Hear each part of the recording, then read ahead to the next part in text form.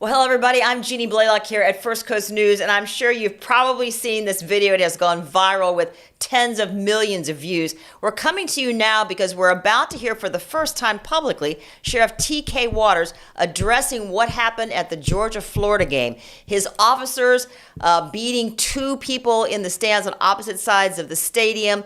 We have not seen the body camera. We haven't heard him talk about what's going on. And so if you just stick with wherever you are now watching, you'll be able to see that press conference live, which is supposed to start about 5 o'clock. But meanwhile, let me introduce our crime and safety expert, Ken Jefferson. You've seen him on our air quite often. Ken served with JSO, the Jacksonville Sheriff's Office, for 24 years. And Ken, what do we not know that you want to know so far? We want to know what happened. We want to know what the truth is, where the truth lies. We saw on various cell phone videos a portion of the incident. We saw the wailing from the officers. We saw the suspects, if you will, resisting the officers, resisting their arrest. So now we'll hear from the sheriff, and we'll be able to examine the body cam footage. The body cam footage does not lie. It'll tell you what happened. What we should get from the body cam is why the officers were called. What was the type of call? Was it a disturbance? Was it an argument between two individuals? Or was it someone in the wrong seat that escalated to this? We don't know. But once we hear from the sheriff and we review the body cam, it should tell us, answer a lot of questions. And you're seeing the video right now. This is one of the viral videos. The man in the black shirt, apparently not a Florida Georgia fan, or maybe just a Georgia fan. The Florida Georgia guy has on an orange type of shirt, and you could see the officer hitting from this way. But you pointed out to me that's only one camera angle. It's from a camera on somebody's cell phone. Body cam footage would be coming maybe from a different direction, which should tell us a lot, right? Yeah, the body cam is up close and personal because it's attached to the officer. Every movement that the officer makes, every sound that he makes is all recorded on his body cam. If he's giving orders to this individual and telling him to get up out of his seat, to follow them, come with them, or whatever, we'll be able to hear all of that. It's clear from this particular video that's rolling right now, this person has a lot of fight in him. He doesn't want to go with these officers, so he's resisting arrest. And the officers at that point, when he's resisting to that extent, they have to use whatever force is necessary to subdue him and place him in handcuffs and make sure that he's properly restrained so he won't harm himself or anybody else. So those are the actions of the officer. And some forms of police work is not pretty, Jeannie. Officers have to maintain control, and they have to control this particular individual, but they also have to follow policy while they're doing it as well. And so that's what we don't know. We don't know if TK Waters is going to come on and say, you know what, we don't agree, we don't support the officers, we don't appreciate their actions, and they're going to get in some trouble or at least be investigated, or if he's going to come out and defend these officers and say they followed police policy. That's still up in the air, and we should find that out in a couple of minutes. But when you just watch it, a viral video like that, and you see a police officer just beating somebody, and everybody's around them, and the fans know he can't have a gun because he's come through metal detector. He's at a football game, and he doesn't seem to be hurting anybody else. But you can jump to the wrong conclusion, though, right, Ken? Well, it's easy to jump to the wrong conclusion when you just look at the video and have no audio and don't know why the officers are acting the way they're acting. You know, there's a reason that they're acting that way with this particular individual. And, you know, back to the sheriff and his announcement as to what happened, he has vowed to be transparent in every aspect of the sheriff's office. And the fact that this video, the body cam video, is being released 2 days after this particular incident is phenomenal, because in the past it's been months, sometimes a couple of years before they would release body cam video. So in an effort to remain transparent to the public, he's going to release the body cam video, and he's going to walk us through what they perceive has happened based on that body cam video. The body cam will tell us everything, but the video that we're watching from the cell phones or whatever, it just shows the officer's actions. It doesn't show why, how, or whatever led up to this. And we want to point out to everybody that we intend to carry that entire news conference. Sometimes they show quite a few minutes of the body cam video.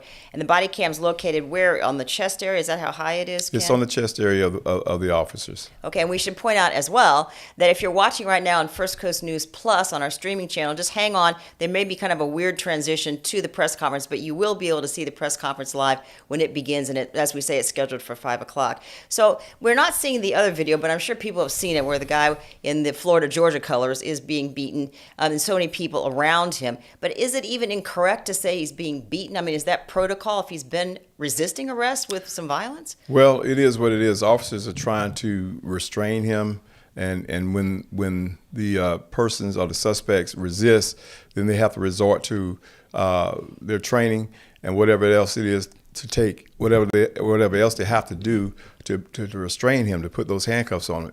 And let me tell you, when a person doesn't want to be handcuffed, it's a job to get those handcuffs on them. Speaking from an officer's perspective, it's a job trying to get those handcuffs on an individual that don't want to be handcuffed. This guy that we're seeing in this video doesn't want to be handcuffed. Now, the other video that you're talking about, the Florida fan, I don't know what was going on there other than what we saw. I don't know. Was he resisting? Is the reason why the officer was doing it? Was the person trying to reach at his weapon, and he was trying to do strikes on his arm to prevent that from happening? Was he attached to somebody, and the officer was hitting him, trying to get him to release that individual? We don't know, but we should find out shortly. Talk about tasers and how that fits into the protocol. Well, you know, the officers carry, every officer, every uniformed officer is issued a taser, and they're trained on how to proficiently use it. The only time that you would use a taser is when you have a resistant suspect, a person that you're trying to execute an arrest on, and they're being totally resistant, or they're being physical. It's a non-lethal weapon that you can use, and this is according to the paradigm of use of force. The use of force paradigm is, first of all, command presence, then voice inflection to try to get a person to comply, then physical contact. Then after physical contact, if that's not working, you can deploy your taser, which is non-lethal. And it goes all the way up to deadly force as far as the use of force continuum. But of course, this did not necessitate it being escalated that high. It went all the way to non-lethal. So the officers had the command presence. We know that because they're in uniform. They're the form of authority.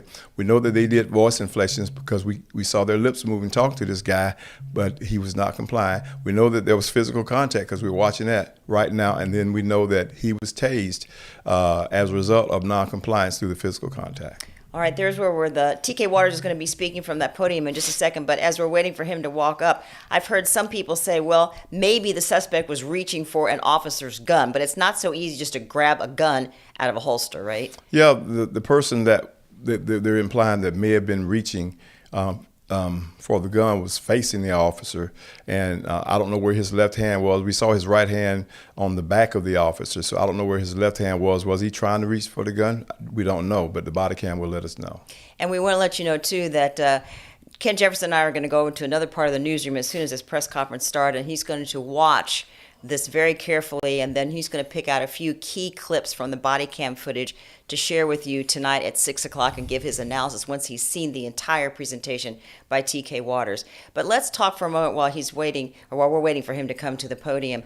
When you talk about resisting arrest, what does that mean definition-wise? Like just wiggling out, or does he have to actually strike an officer for them to use the taser? You can resist arrest with your mouth. You don't have to. It doesn't have to be anything physical. If an officer gives you an order and you tell him no, you're not doing it, that's resisting arrest. It's not just physical of non-compliance, but when you're given a lawful order by a law enforcement officer and you tell them that you're not going to do it, that's the first step in resisting arrest. And then when the officer attempts to arrest you physically and you resist, or you pull away, or you push the officer, or you touch the officer in any kind of way, that's another form of resisting arrest. So it does not have to be just physical. It can be verbal as well.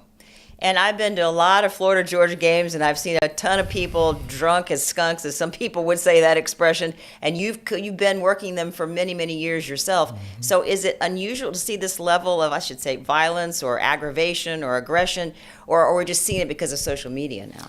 Well, this is the age of social media, Jeannie, and everybody's got cameras, and anytime there's any kind of interaction with police officers, they're pulling the phones out, they're cranking up that video, and then they're posting it on social media, and then they're giving their opinions. That's just the public opinion. You have to wait for all of the facts to come out. It's not unusual to have incidents when you've got this particular game, not just this game.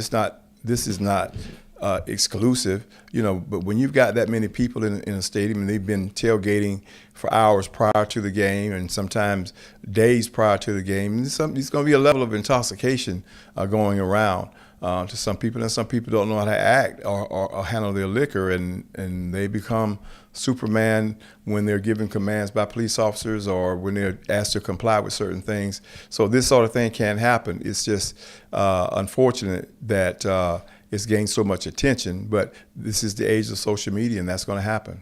So just to reset here, now it's 5:03, and so at any moment, if you're just joining us, we are waiting for Sheriff TK Waters to, for the first time, publicly address these incidents from the Georgia-Florida game just this past Saturday. These viral videos have reached millions of people, probably all over the world, and folks are asking, well, were the police too brutal?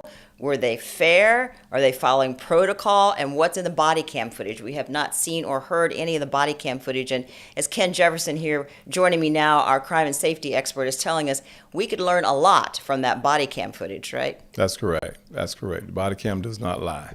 We'll lie. We'll be able to hear as well as see. So I would imagine that the sheriff is going to have somewhat of a production to replay all of the incidents and have a narrative behind it, be it good, bad, or indifferent.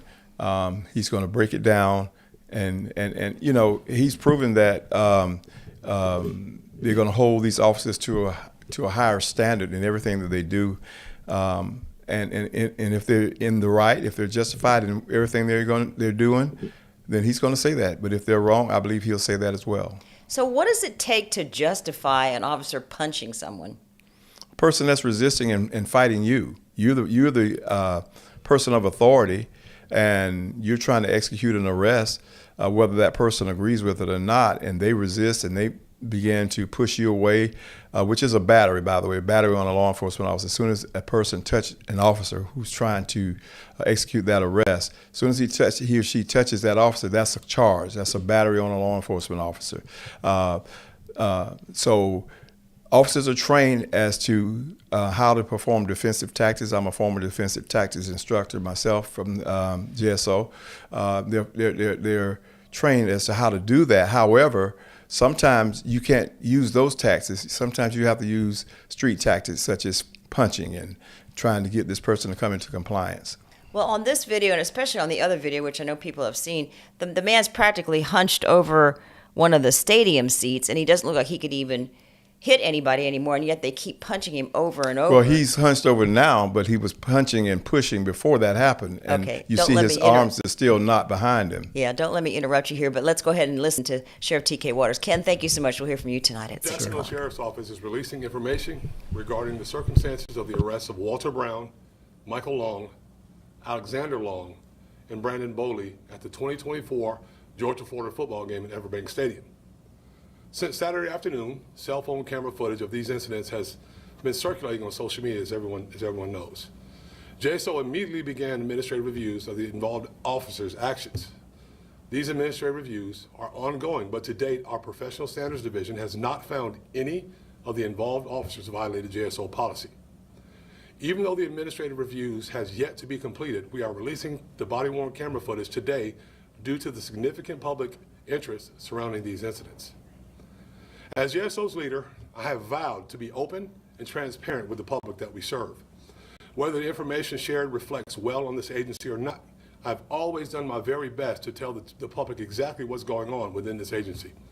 When there are allegations of officer misconduct, our agency thoroughly investigates those allegations, and we provide punishment to the officers that are involved in misconduct if they're sustained. And we hold our officers accountable. In this case, the cell phone camera footage that has been circulating since Saturday does not comprehensively capture the circumstances surrounding these incidents, and that is to be expected. Part of that stems from the distance and perspective of the recording cell phone cameras. Another part of it stems from the fact that the cell phone cameras did not capture the events that led up to the arrest, which is very, very important. Moreover, cameras can only capture what can be seen and heard. So much context and depth are absent from recorded footage because a camera simply cannot capture what is known to the people depicted in it. As a 33-year law enforcement veteran, I understand the importance of thorough and complete investigations. One piece of evidence considered in a vacuum without any context can lead to faulty and dangerous conclusions. With incomplete cell phone camera footage, when it becomes the basis on which public opinion turns, the results can be equally faulty and dangerous. A rush to judgment, whether it be in a criminal investigation or in a court of public opinion, can lead to serious errors in judgment.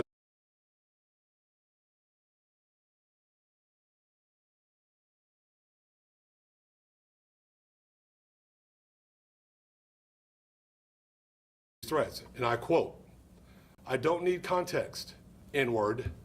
You better hope I don't learn who you are. I will hunt this N-word and kill him. I am coming. Equalizer. I don't give a SHIT who they are. I am getting ready to start putting bullets in them." Tonight, we share the known facts so that the public has a more complete understanding of these incidents. Yes, there was force used by the arresting officers, and yes, that force is always ugly. But the reality is that all force, all violence is ugly. And just because force is ugly does not mean it is unlawful or contrary to policy. Before I call on Jacob Vorpal, JSO's Commander of Public Accountability Section, to deliver the currently available information, I want to provide a little background on JSO's presence and role at the Georgia-Florida football game. Approximately 70,000 people attended this game, an event which carries a dubious nickname of America's largest outdoor cocktail party. 128 JSO officers and 12 supervisors worked that event on the inside. 8 people were arrested and 35 people were ejected from the game. The officers who arrested Brown, Michael, and Alexander Long and Boley are Officers E.D. Kelly, Officers D.J. Bowers, Officer J. Anthony, Sergeant J.S. Beasley, and Officer A. Cantino.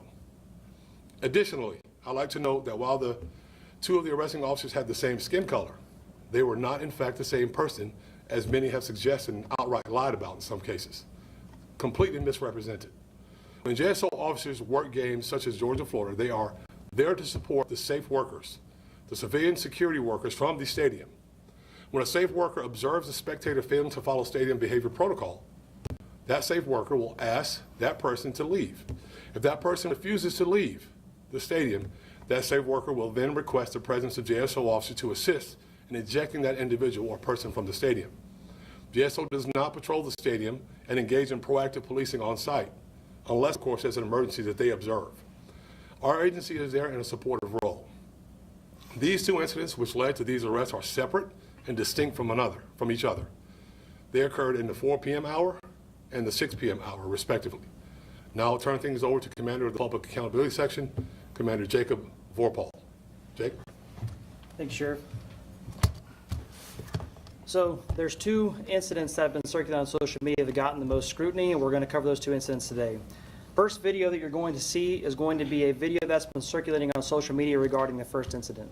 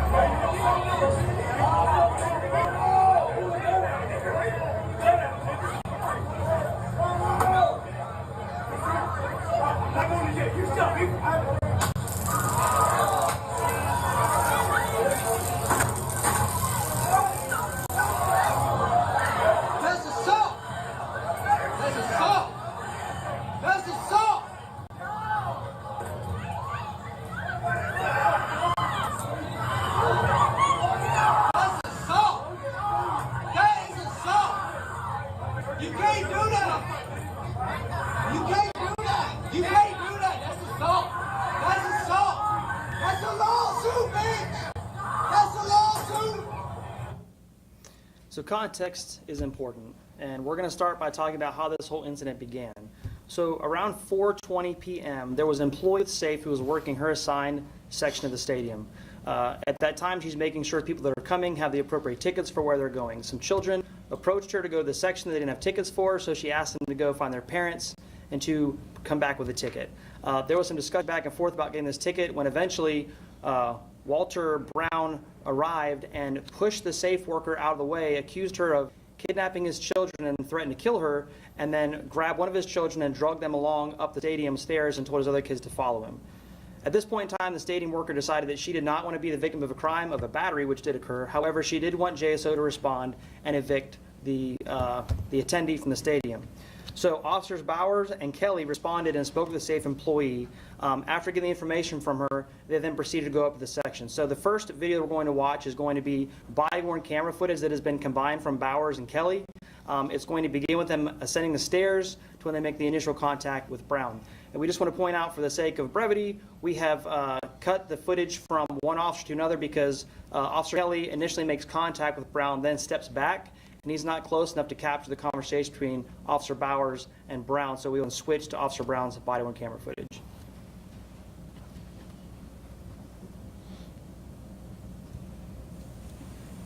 And as a reminder, the first 30 seconds of body-worn camera footage is not recorded for audio, but is recorded for video.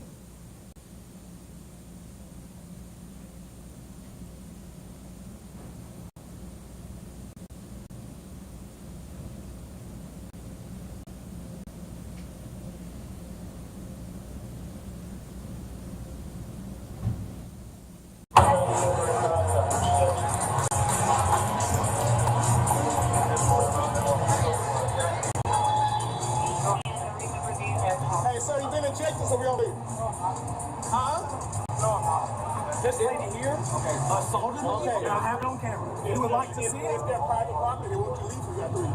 It's her private property? Listen, remember I told you I'm either going to kill a cop or not leave. One or the other. Tase me up.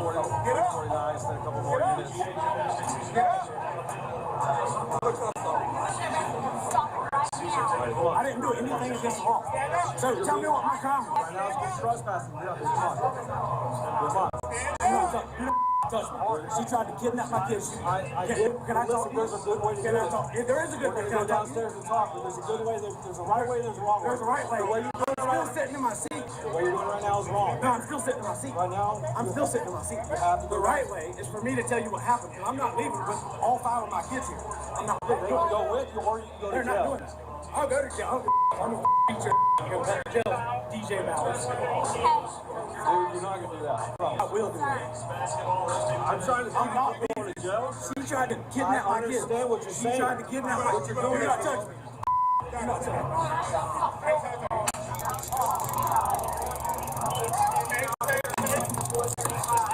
Now you want some?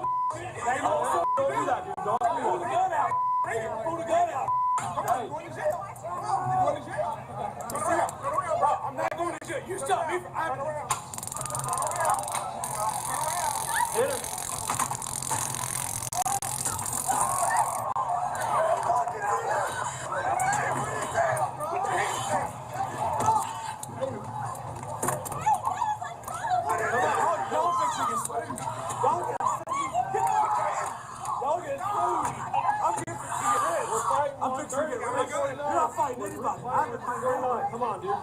did it yourself. What was he doing?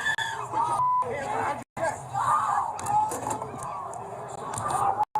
Stop. I haven't done anything. Stop. Put your hand behind your back. I'm trying to help you on this, but you're not helping yourself. I haven't done anything. Put your hands behind your back. I haven't done it. There are. I'm trying, but I haven't done anything. You know that. You know that. I haven't done anything, man. You know that. Come on. Put your hand behind your back. Got you. Put your hand behind your back. Get your hand behind your back. Your job, TK Waters. You ain't around your job.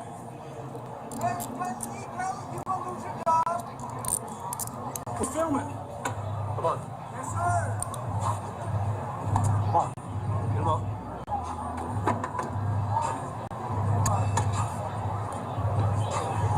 I'm trying to go up. Hold on. Throw them pinches out the door. Hope y'all are having fun. Hey, babe. Stand up, dude. I'm trying to stand up. I'm trying to help you guys. Come on. I haven't done anything. Now I'm good, dude. I didn't say you're not. Hey, Justine. My two's right here. This right here, bro. You go get your money, go. 349. 349. Drug detained. Lacerations to the face. Tased multiple times. At that point, they proceed to escort Brown down to the security office in the stadium and proceed to take him to get treatment for his injuries. So it's important to note that we, for the sake of viewing audience at home, we had to censor some of the words that were said, but in case it wasn't clear, he repeatedly was using the N-word directed at the black officer. We want to highlight some points that have some points of emphasis in this video, things that you may have missed because of how dynamic and fast body-worn camera footage and events unfold. The first thing we're going to point out is before any use of force took place, when they made the initial contact with Brown, he made two specific threats to the officers.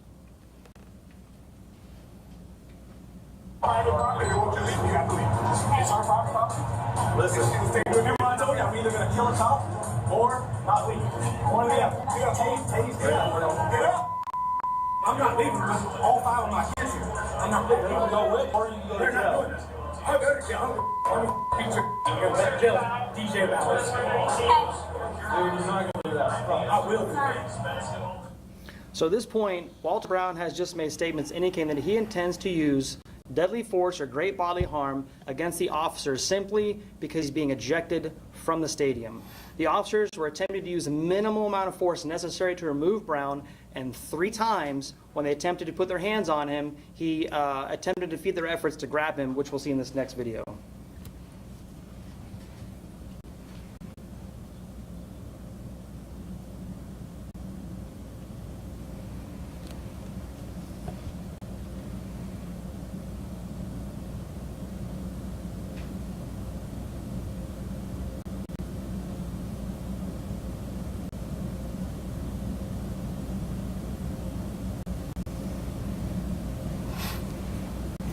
So when we use force, we attempt to use the lowest level of force necessary. At this point, they're simply trying to put their hands on him, escort him out of the stadium. He makes the comment that he's ready to kill a police officer, so Officer Kelly draws his taser and covers Brown with his active taser we call red dot compliance, where there's a red dot on him. Usually most people understand this is serious and they tend to de-escalate. Brown continued to escalate. At this point in time, after continuing to make threats of bodily harm when he threatened Bowers, Officer Kelly deploys his taser. While this happens, Officer Bowers, while the subject is under incapacitation from the taser, attempts to put a handcuff on him, and Brown still continues to resist at that point.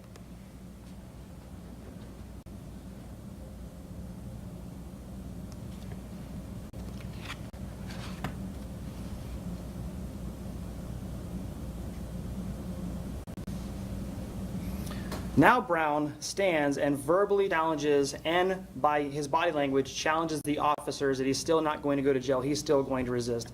The officers at this point have no reason to believe that he's not going to use physical violence, that he's not going to attempt to kill them, as he already stated he would. And this is the person they're dealing with as they escalate through their uses of force. All right? So at this point, we can determine he's displaying what we call active physical resistance. Active physical resistance is more than simply not obeying a verbal command. It's using physically evasive movements used by a subject to defeat an officer's attempt to control them. It can be demonstrated by a person becoming more increasingly animated with their body language and with their muscle tension, or by taking a fighting stance, or by verbalizing an aggressive intent, or any other behavior that indicates that violence is imminent from this person, which I think you can see Brown was displaying all of those traits of active physical resistance.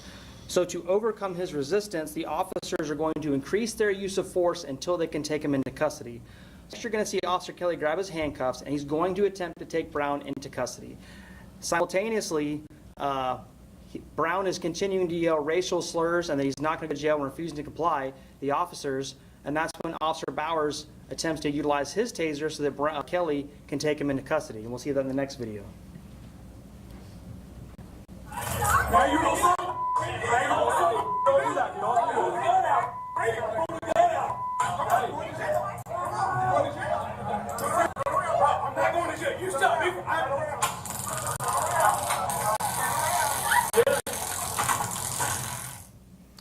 So at this point, Walter Brown has refused verbal commands to leave the stadium. He has refused verbal commands to be handcuffed. He's pulled back from officers' attempts, now in that video, 4 times where they attempt to use hand control to take into custody, and he's been tased twice unsuccessfully. So after all of this, after all these steps have taken place, Officer Kelly then starts using strikes to gain compliance to take Brown into custody. So there's been some commentary on social media through the videos they've seen that it appears as if Officer Kelly is utilizing his handcuffs like brass knuckles. And we're going to show you a video real quick that shows you how he, what we would call, loaded his handcuffs in his hands, ready to deploy them.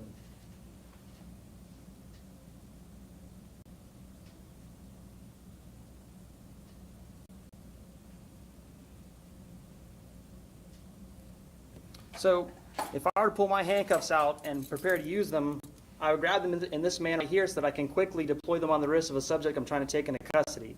If I then am in a dynamic situation and I have to use force to strike someone, I'm not going to drop my handcuffs because I may need them. I'm instead going to use strikes with the object in my hand, which is the situation that Officer Kelly found himself in. So simultaneously while this has happened, you can see that Brown becomes off balance from the taser deployment. While he's able to defeat it, it does send him off his balance, which is a good opportunity for the officers to engage him to try to use force while he is at a disadvantage to take him to custody. It's at that point that Officer Kelly begins using strikes to gain compliance. Even after doing that, Brown continues to resist. In case you missed it, the next video is going to show you where, while they're engaged in this combat situation, Walter Brown continues to pull the officer's shirt so the officer can't disengage even if he wants to. This is another viewing of the handcuffs not being used as brass knuckles. And this is where Walter Brown is holding the officer close to him so the officer cannot disengage even if he so chose.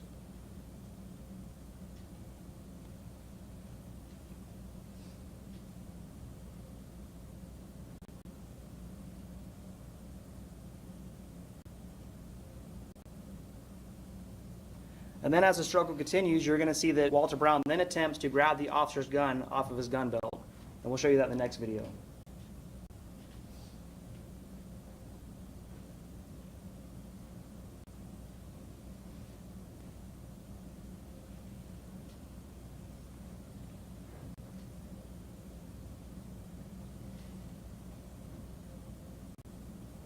And the next video is going to be the same social media video you saw, just with slowed down so you can see with a better view, Walter Brown's trying to grab the officer's gun.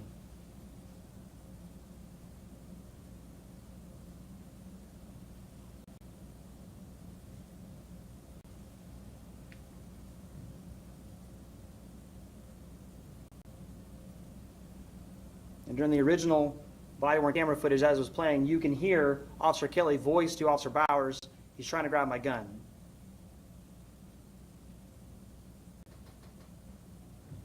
And here you see Officer Kelly is ensuring that his gun was in fact not taken out of the holster.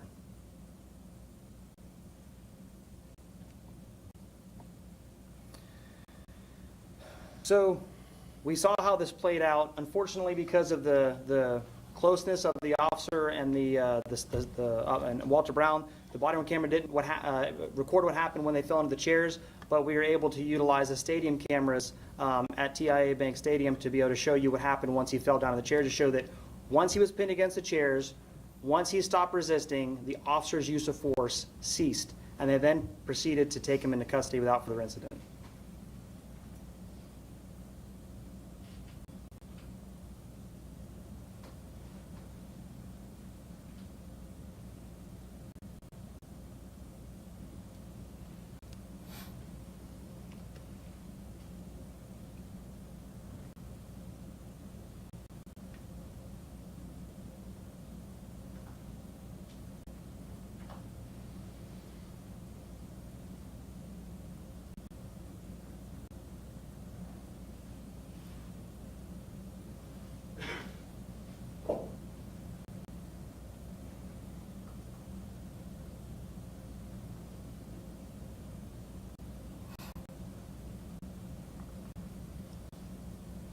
As you can see, even after a very violent encounter, neither Officer Kelly or Bowers are issuing any more strikes.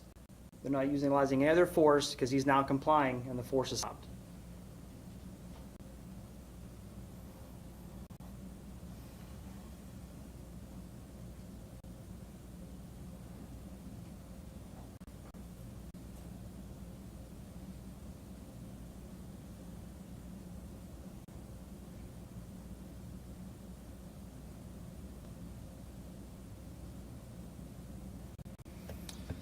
So now we're going to move on to the second incident that occurred later on in the day. So the first video we're going to show you, similar to the first, is a video that began circulating on social media that does not provide the full context of what occurred.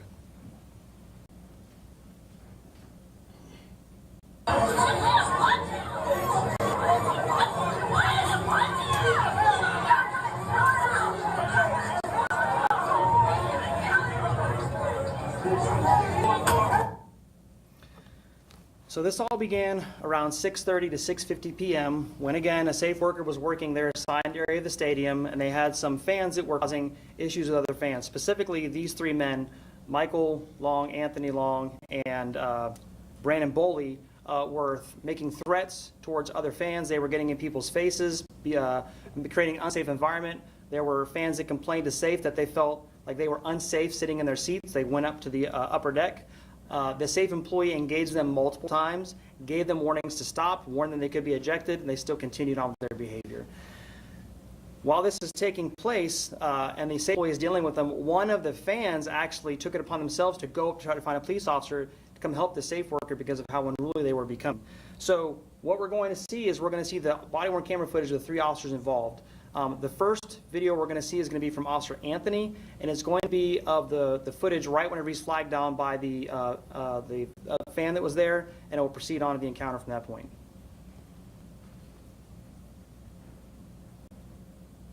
Once again, first 30 seconds is not recorded via audio until they activate their camera.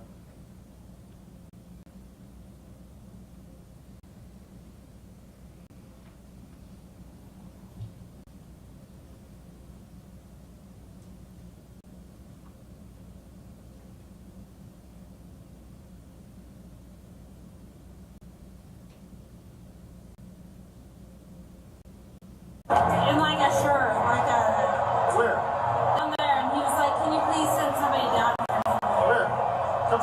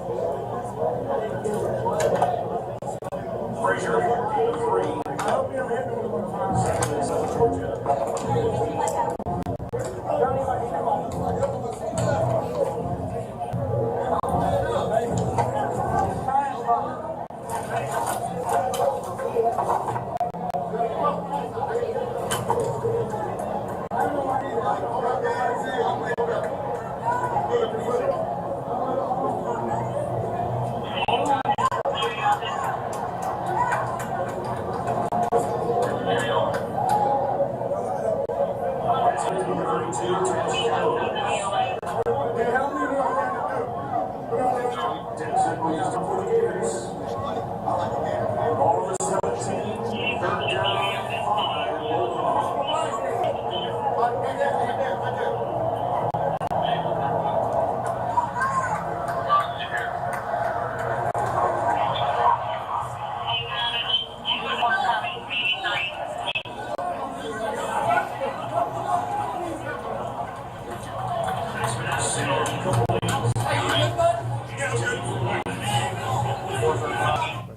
The next body-worn camera we're going to see is going to be Sergeant Beasley, who was the second responding person during this incident.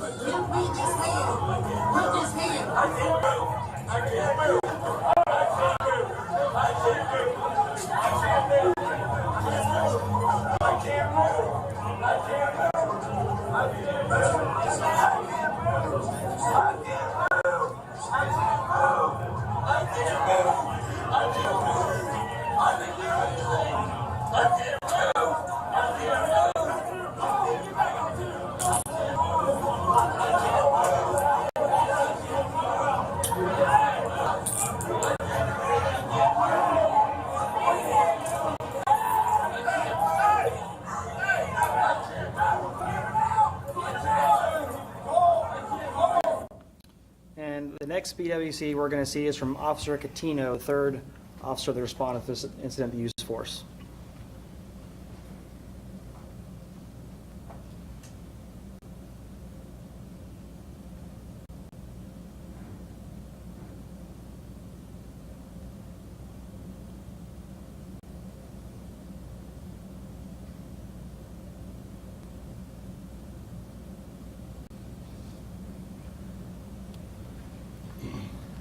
As you'll see in this videos and the others as it plays, there are multiple fans that thankfully stepped in.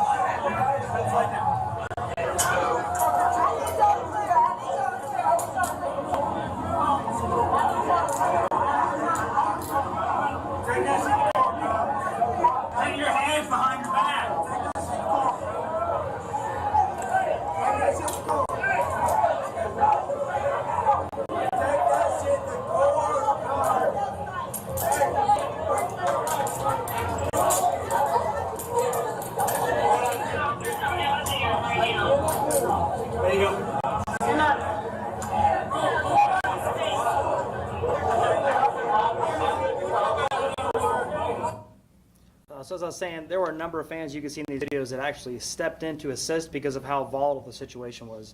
So a couple points of emphasis on this video. As you saw, the three gentlemen, whatever you want to call them, they were asked to leave multiple times without any use of force.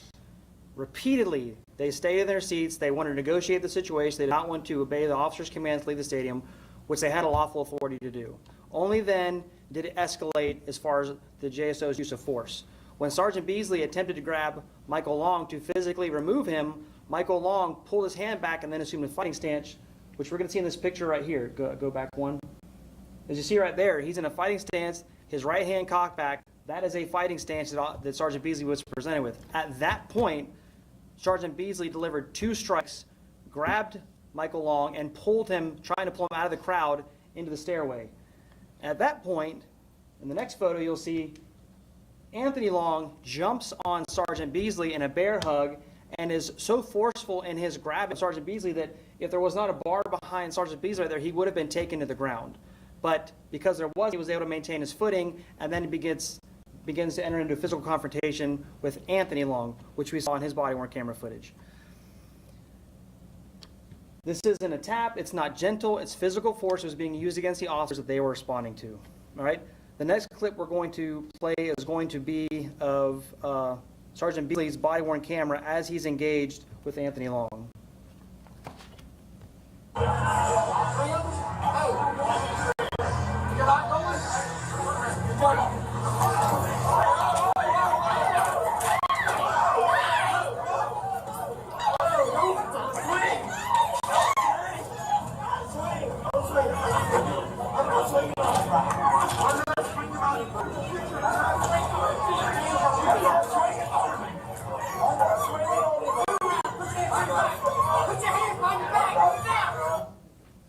So there's an important distinction to be made.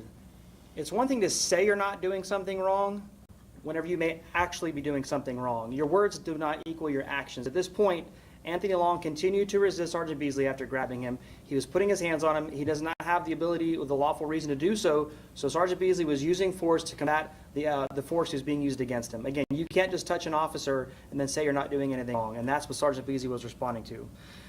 So we'd like to address another video that was posted to social media that captured a different angle of this encounter with Michael Long, and we'll show you in this next video right here.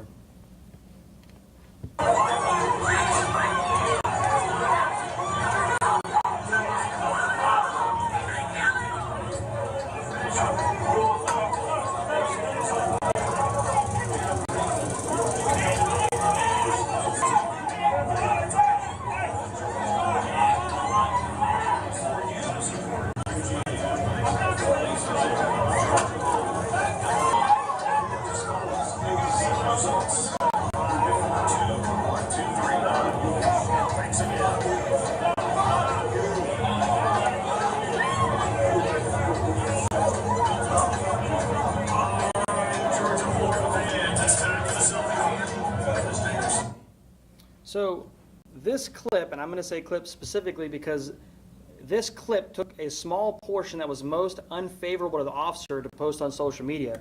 We thankfully were able to find the original clip that had the beginning of it trimmed off and that was later circulated on social media. We'll show you that in this next video.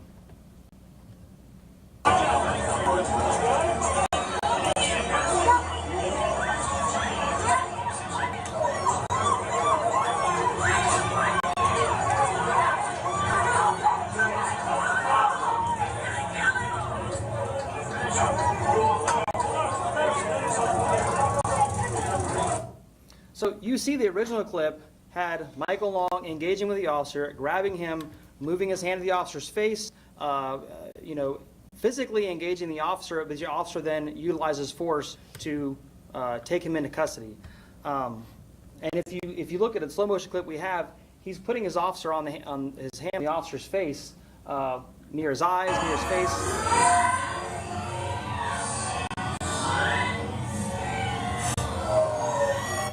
While simultaneously in other videos that we've seen, he's grabbing the officer's gun belt. He is engaged with Officer Anthony. It's not a simple matter that Officer Anthony pulled him out of a crowd and decided to unnecessarily start attacking him. He was responding to the force that was being used against him. He responded with force in kind.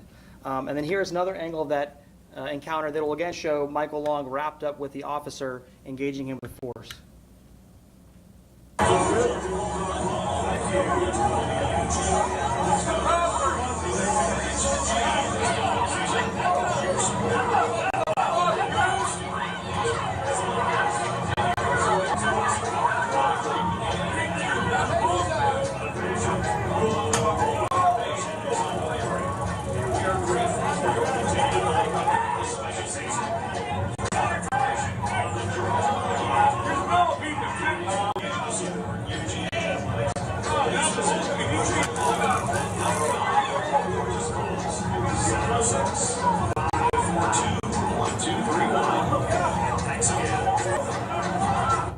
So when you watch that video and contrast with all the other ones, you see that Michael Long is using force against Officer Anthony, and Officer Anthony is using force to respond to the force being used against him. And it's important to note why he was using the force he was using is whenever someone grabs someone the way Long grabbed Officer Anthony with his arm up by his head, there's a number of things he can do. He can grab his chin, his head, and pull Officer Anthony back, throw him off balance. He can try and flip him forward. So a typical way that we do training to defeat something like that, one option is to push them down, try and gain distance between your hips and that person so you can dislodge them from attacking you. That's what Officer Anthony did. Michael Long was in an elevated position on a stair above him, which made it even harder. So he's pushing down on Long while also using strikes until he was able to push him above him and begin using other methods to take him into custody. Sure. Thanks, Jake. So it's disheartening to announce on that social media is not necessarily real, or at least what you see on social media is not a real depiction of what's actually going on. Once again, we're seeing an intentionally misleading video clip, one lacking proper context, pushed out on social media to drive a false narrative. As a leader of this agency, I will not remain silent while important facts and information are buried to advance an anti-police agenda. Won't do it. It's just not going to happen. The truth is Walter Brown, Michael Long, Alexander Long, and Brandon Boyle were aggressive and non-compliant with Everbank safe workers, and when those safe workers called for JSO officers to eject them, these suspects refused to comply with the police officers and resisted the officers in violation of Florida law. The outcome of Walter Brown, Michael Long, Alexander Long, and Brandon Boyle's arrests contrasts starkly, I add, with the 4 other arrests and 35 ejections with no issues, none whatsoever, that occurred on Saturday night's game, completely without incident.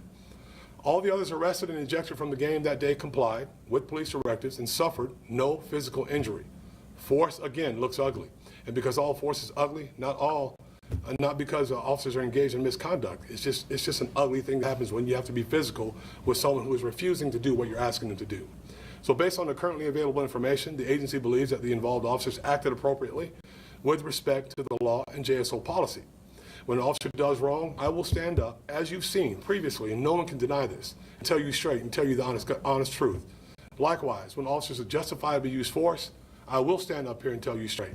And effective immediately, all the video presented in this briefing is available on all JSO social media platforms and YouTube. Additionally, complete versions of all the officers' body-worn camera footage is available on JSO's transparency page. And I urge members of the public and the media to review both this briefing and body-worn camera footage for a more complete understanding of the nature and circumstances of these arrests. And listen, I know it's been long, I know it's been pretty tedious, but we thought it was very, very important for you all to see every part of this, because I didn't see this until this morning, because I want to remain completely neutral as the sheriff to oversee this agency and make sure that when I do see it, I have the facts as investigated by our professional accountability section. So with that, I'll answer any questions if you have any.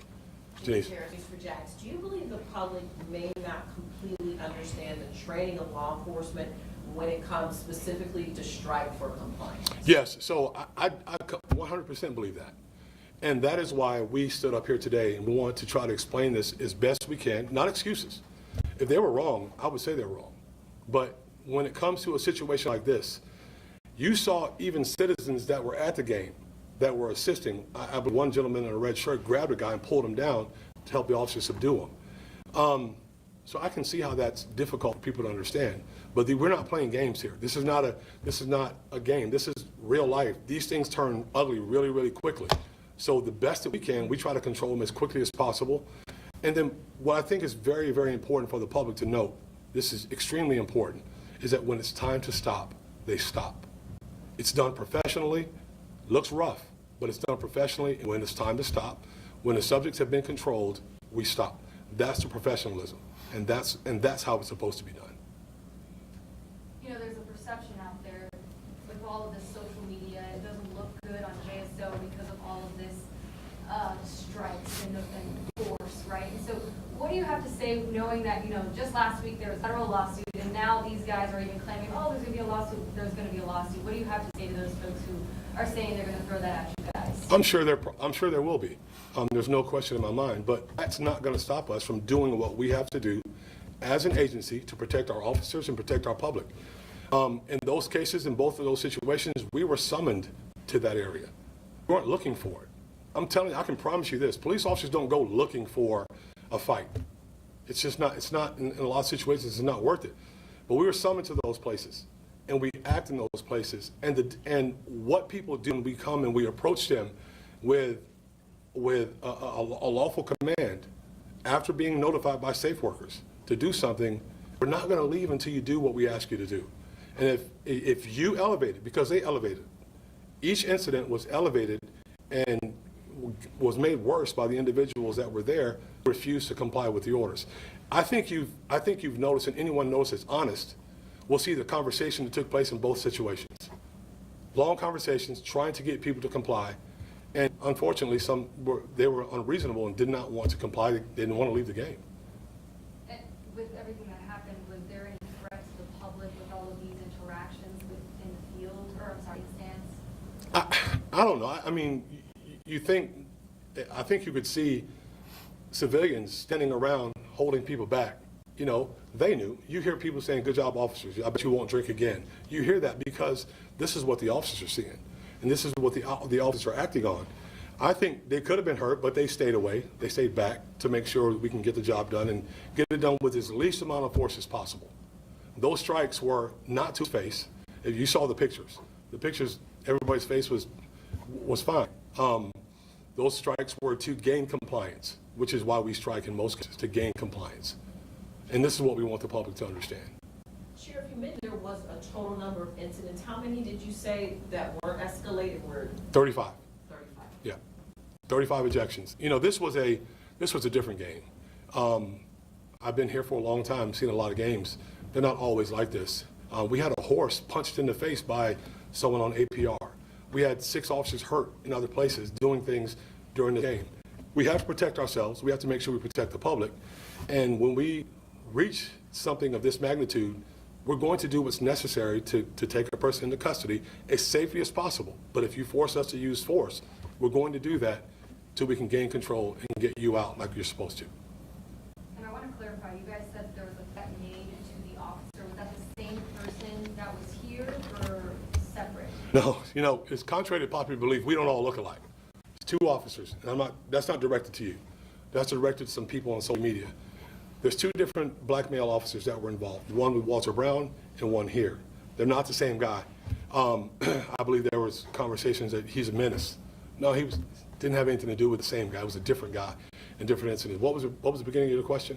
There was a threat made. Is that the person who made the threat online, is that the same person you guys arrested here? No. So, not that we know of. The person that made the threat online was made to the first situation, Walter Brown's arrest.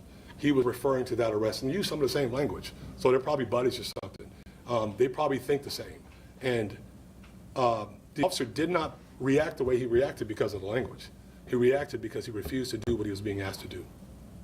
And as for all the officers, are they still working like normal? Yeah, 100%. They are still working. They're still on the street doing the daily work of serving the citizens of this community. And there were drones in the area. Were those all the JSO officers, or were those related to the game, the drones around the field? I'm not quite sure about the drones. I know that the stadium flies some, but we can get you some of those answers. Regarding the 2 incidents, the investigation, does this conclude it, or is there anything else that needs to be investigated moving forward? Right now, the administrative reviews are complete. We're still going to be reviewing information. If some more comes in, we're going to look at it and see if it adds to anything. But investigatively, when it comes to the subjects, that's the state attorney's issue now. They're going to move on from there.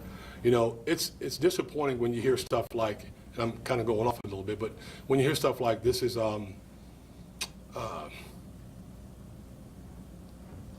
I forget the terms that were being used, but that was our officers that were in danger. You know, these are men and women that live in this community, that work in this community very hard every single day.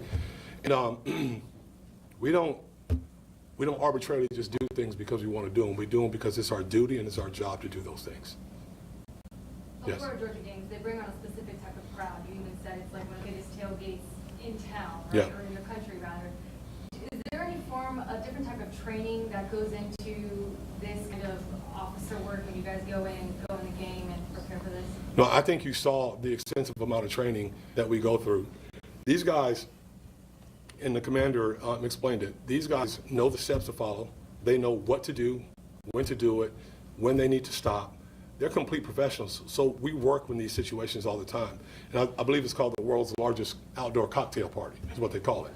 And here's the facts. I was there that day about noon, about 12:30, and there were already people that were completely inebriated before the game even started. So we understand going into it that this is going to be a possibility, that these things happen. You just don't want them to happen, but it did. And I'm glad that they handled it the way that they handled it. They handled it professionally. Though it looks rough, it was done the right way, and everybody came out safely. And just to clarify, I know that you guys brought up with the handcuffs and with the tasering. First, with the taser, is there a specific distance that you're allowed to use the taser? You have to be a certain distance away. Is there any protocol for that? No, not necessarily. But he was a good distance away to make sure. It's just sometimes there are a select few people in this world that can withstand the effects of that weapon. He waited out, you know, and then basically you saw what happened from there. Question. Yes, ma'am. Were there any fans hurt during the second incident when the taser was deployed? The second incident, no, not to my knowledge. And listen, they don't arbitrarily shoot, you know, and they have targets and they understand. They go through extensive training using those weapons. So there was no one else injured. And I know you mentioned it with the handcuffs. You should not drop them. You should keep them in your hand if you're about to or not. You should not drop them. When you're in a situation like that, you saw this guy initially. One of the very first things he says, I'm either going to kill a cop or I'm staying here. All right, we don't allow someone to say something like that without our antennas going up, without us having a heightened sense of concern.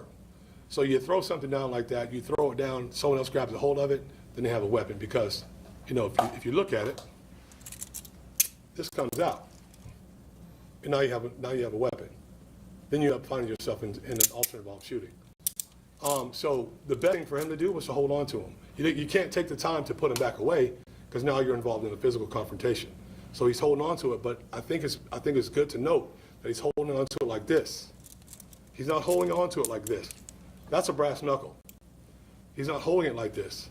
He's loaded it, as the commander said, and he's holding it like this. So the strikes were with his fist, right? There may have been some residual hitting from this, but that wasn't the goal. The goal was, I'm going to hold on to my handcuffs. I'm not going to throw them down because I'm not going to give a person a weapon that they could potentially hurt me with. Because you also have the guy that's in the background talking. You don't know what he's going to do. Officers have to be cognizant of all that. Everything that's around them when these type of things are happening. So this is very important that he holds on to those handcuffs.